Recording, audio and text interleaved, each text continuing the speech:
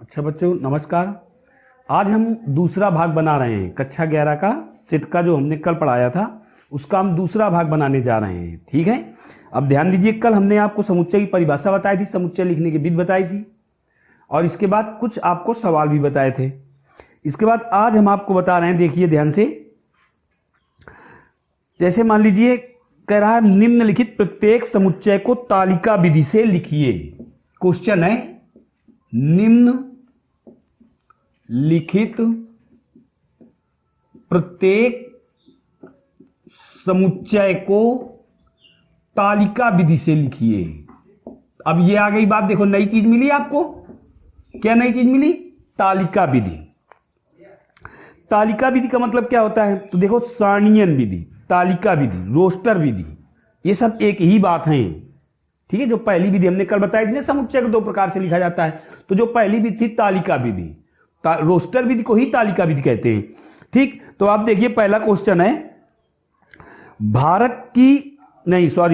पहला क्वेश्चन है A equal x such that x एक पूर्ण वर्ग है, एक पूर्ण वर्ग है और किस प्रकार है, और x इज लेस देन 14 अर्थात 40, x इज लेस देन 40। अब आपको इसको तालिका विधि में लिखना है, तो कैसे लिखोगे आप? अब ध्यान दीजिए, आप कह रहा है x एक पूर्ण वर्ग है। पूर्ण वर्ग किसे कहते हैं? ऐसी संख्याएं जिनका वर्गमूल ज्ञात किया जा सके उनको हम पूर्ण वर्ग कहते हैं। और क्या कह रहा है? कह रहा 40 से कम। तो आप जानते हैं एक का वर्गमूल एक होता है, तो आप रोस्टर विधि में इसका आंसर क्या होगा? ये हमारा क्वेश्चन है, आंसर क्या होगा? एक का वर्गमूल एक होता है, दो का वर्गमूल नहीं ज्ञात होता, तीन का वर्गमूल नहीं ज्ञात होता, चार का वर्गमूल नहीं ज्ञात होता। ऐसे समझ लीजिए आप, या फिर ऐसे समझिए कि हमें मालूम है एक का वर्ग कितना होता है? एक, इसीलिए एक का वर्गमूल एक, दो का वर्ग चार, तो यहां हम 4 लिख देंगे क्योंकि 4 पूर्ण वर्ग है, 4 का वर्गमूल ज्ञात है। 3 का वर्ग 9 पूर्ण वर्ग है, 4 का वर्ग 16, 5 का वर्ग 25, 6 का वर्ग 36 और 7 का वर्ग कितना होता है? 49 होता है, जो 40 से बड़ा हो जाता है। क्वेश्चन ने हमें क्या बताया है? क्वेश्चन ने कहा है एक्स सच दैट एक्स एक पूर्ण वर्ग है, अर्थात हमें यहां ऐसी संख्याएं लिखनी है जिनका हमें वर्गमूल मालूम हो। तो हम क्या करेंगे? हम नंबर के वर्ग करेंगे और नंबर के वर्ग करके वही लिखते चले जाएंगे, और जो 40 से कम होंगे उन्हीं को लिखेंगे, जो 40 से ज्यादा होंगे नहीं लिखेंगे। ये हमारा इसका हो गया आंसर। अब इसी प्रकार से आपको देखो दूसरा क्वेश्चन है, दूसरा है, ये फर्स्ट है, सेकेंड, बी इक्वल है एक्स सच दैट एक्स एक पूर्णांक है और किस प्रकार है? कह रहा और x square minus x minus 2 equal 0, x square minus x minus 2 equal 0। ठीक है, अब आप क्या करोगे यहां?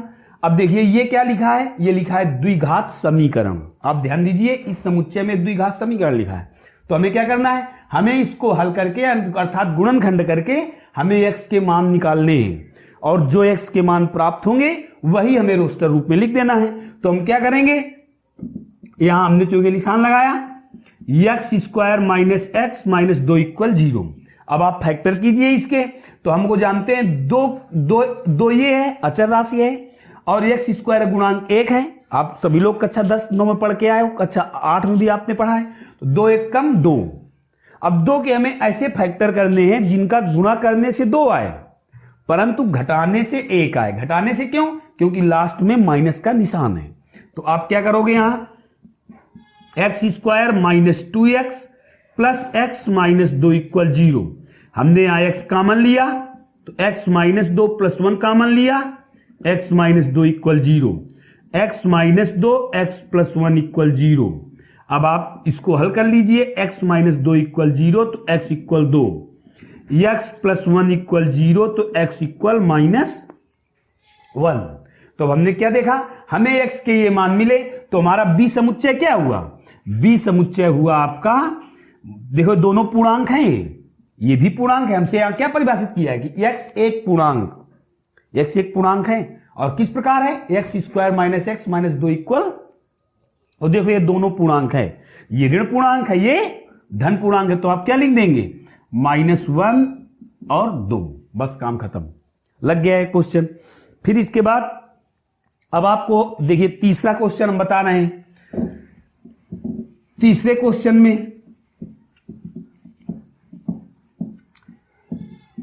क्वेश्चन में है लिखा है सीरीज शब्द के सभी अक्षरों का समुच्चय। ऐसा लिखा है सीरीज शब्द के अक्षरों का समुच्चय। सीरीज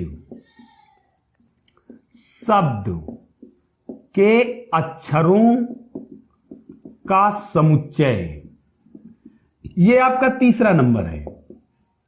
अब जब आप इसमें देखेंगे तो इसको रोस्टर रूप में लिखिए आप, तो हमें पता है समुच्चय में एक अवयव केवल एक ही बार आता है, ठीक है, परंतु इसकी भी आलोचना है। क्या आलोचना है, हमें पता है, कहा जाए आपसे कि सप्ताह के समुच्चय का अवयव लिखिए, सप्ताह के समुच्चय को आप रोस्टर रूप में लिखिएगा, ये कहा जाए, ठीक है। जैसे अगला क्वेश्चन दिए दे रहे हैं, पहले सप्ताह के दिनों का समुच्चय, और आ जाए हफ्ता के दिनों का समुच्चय। तो थोड़ा सा ध्यान देना, पहले इसके दोनों के आंसर देख लीजिए आप। ये लिखा है सप्ताह, तो आप जानते हैं सप्ताह में कितने दिन होते हैं, 7 होते हैं। जब 7 होते हैं तो आप क्या लिख दोगे, यहां वो 7 दिन लिख दोगे आप, रविवार, सोमवार, मंगलवार, बुधवार, बृहस्पतिवार, शुक्रवार, शनिवार, ये हो गए।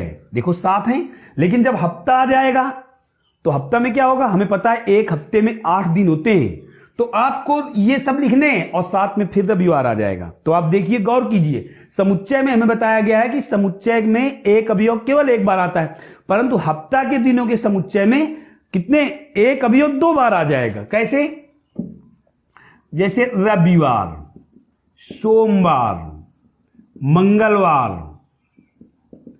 बुधवार, बृहस्पतिवार, शुक्रवार, शनिवार और फिर रविवार, ये हफ्ता के दिनों का समुच्चय हो गया। तो कहीं कहीं पर ये आलोचना है इसकी, कहीं का पर ऐसा है जैसे हफ्ता के दिनों के समुच्चय में एक शब्द 2 बार आया, रविवार, तभी ये हफ्ता का समुच्चय होगा। यदि रविवार हम एक ही बार लिखें तो ये सप्ताह के दिनों का समुच्चय हो जाएगा, ठीक है, इसे आपको ध्यान रखना है। इसी प्रकार इसमें देखिए आप, इसमें यस कितने बार है, 2 बार है, ई कितने बार है, 2 बार है, परंतु आप 2 बार नहीं लिखो, कितने बार लिखोगे, 1 बार, क्योंकि ये नियम है, SRI बस हो गया, ई भी है, बस हो गया, सीरीज के अक्षरों शब्दों का समुच्चय, ठीक है। तो अब आपको ध्यान देना है, कुछ हम प्रश्न आपको दे रहे हैं जो आप प्रैक्टिस करेंगे उनकी, यदि नहीं कर पाएंगे तो कमेंट करके हमें जरूर बताइए, ठीक। देखिए हम क्वेश्चन आपको दे रहे हैं। पहला क्वेश्चन है, यही है, निम्न तालिका प्रत्येक समुच्चय को तालिका विधि में लिखिए। निम्नलिखित प्रत्येक समुच्चय को तालिका विधि में लिखना है आपको। क्वेश्चन क्या है, क्वेश्चन है पहला, x सच दैट x 6 से छोटी एक प्राकृतिक संख्या है। 6 से छोटी एक प्राकृतिक संख्या है। सेकेंड,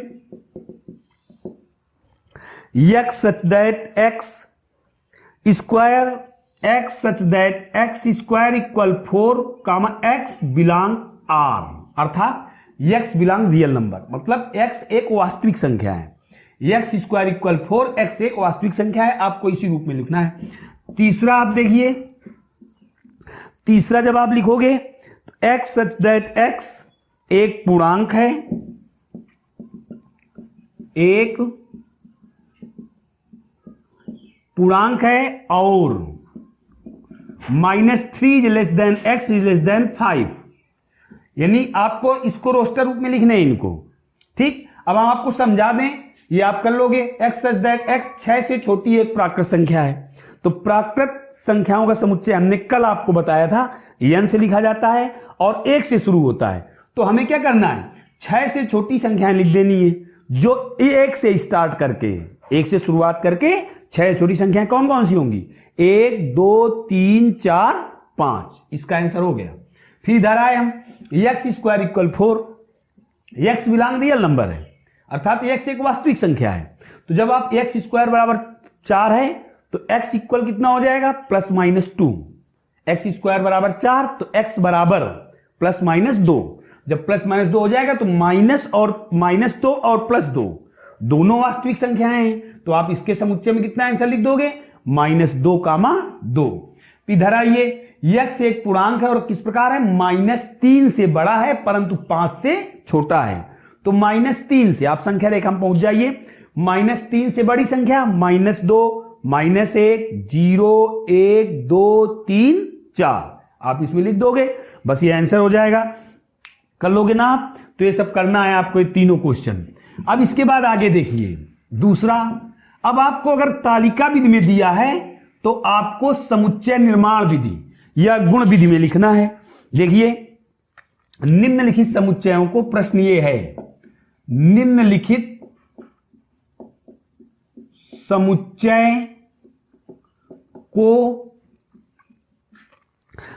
समुच्चय को निर्माण विधि में लिखिए। निर्माण विधि में लिखो। कौन सी, समुच्चय निर्माण विधि में। निम्नलिखित समुच्चय को समुच्चय निर्माण विधि में हमें लिखना है। तो आप कैसे लिखोगे, देखिए क्वेश्चन पहले हम आपको बताएं। ए इक्वल, जैसे फर्स्ट है a इक्वल 2 4 6 8 10, 2 4 6 8 10, अर्थात 2 4 6 8 10। अब आप ध्यान दीजिए, इसके इनके बीच क्या संबंध है, गुण क्या है इसके, कौन सी ऐसी प्रॉपर्टी जो सभी में। तो आप देख रहे हो 2 4 6 8 10, ये क्या है, 2 4 6 8 10 सम संख्याएं हैं और कैसी हैं, 2 से लेकर 10 तक हैं। तो आप क्या लिखोगे यहां, आंसर इसका होगा x सच दैट x। समुच्चय निर्माण विधि या गुण विधि में सदैव x सच दैट x पहले लिखोगे आप। कामा बराबर इक्वल क्या लिख दोगे, 2n। और n किस प्रकार पर प्रतिबंधित है, n हमारा 1 से 5 तक है। तो आप कैसे कामा लगाओगे, 1 is less than equal n is less than equal 5। फिर कामा लगाओगे, जहां ये n क्या है, n बिलोंग नंबर है। चाहे आप लिख दीजिए जहां n धन प्राकृतिक संख्याएं हैं या n प्राकृत संख्या है या n धन पूर्णांक है। आप ये तो लिखना पड़ेगा। ये आप यदि नहीं लिख पा रहे तो ये आप लिख दोगे यहां जहां n धन पूर्णांक है। ठीक, फिर इसी प्रकार आपको अपने आप करने हैं। जैसे सेकेंड नंबर क्वेश्चन है, समुच्चय b इक्वल 1 2 3 4 6 12, 1 2 3 4 6 12। अब आप इसको सोचिए, ये क्या लिखा है, 1 2 3 4 6 12। आप ध्यान दीजिए तो आपको यहां साफ पता चलेगा क्या, ये 12 के क्या लिखे, गुणनखंड लिखे। देखिए 1 12, 2 कट जाएगा, 3 से कट जाएगा, 4 से कट जाएगा, 6 से। तो आप क्या लिखोगे यहां, x, आंसर इसका होगा x सच दैट x 12 के सभी गुणनखंड या अपवर्तक आप लिख सकते हो, यहां पे अपवर्तक भी कर सकते हो। ठीक है, फिर इसके बाद थर्ड नंबर c इक्वल क्या है, 1 3 5 7 9, 1 3 5 7 9 डैश डैश। अब आप देखिए तो ये आप कर लोगे, ये साफ क्या है, विषम संख्याएं हैं। क्या लिखोगे, x सच दैट x, ये ऐसे लिखोगे x सच दैट x विषम संख्याएं, और कुछ नहीं लिखना आपको। ठीक है, इसी प्रकार चौथा भी आप करोगे, d इक्वल 1/2, 1/3, 1/4, ठीक है। और हमने यहां आगे 1/2, 1/3, 1/4 डैश डैश। अब आप ध्यान दीजिए, तो ये क्या लिखा है, ये आप इस रूप में लिख दोगे, x such that x equal 1/n।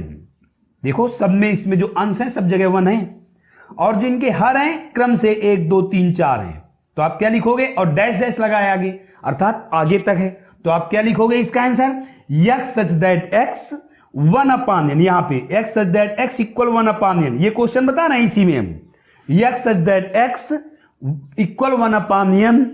ठीक, अब आपको ये नहीं लिखना क्योंकि यहां इनफाइनाइट है, फिर कामा लगा दोगे और लिख दोगे n बिलोंग नंबर। ठीक, आपको बस इतना ही करना है। ठीक, ये क्वेश्चन करना है, और इसके बाद कल जो क्वेश्चन हमने आपको करने के लिए दिए हैं ना, कमेंट करके हमको आप जरूर बताइए, हम दोबारा अवश्य बताएंगे। ठीक, नमस्कार, जय हिंद, जय भारत।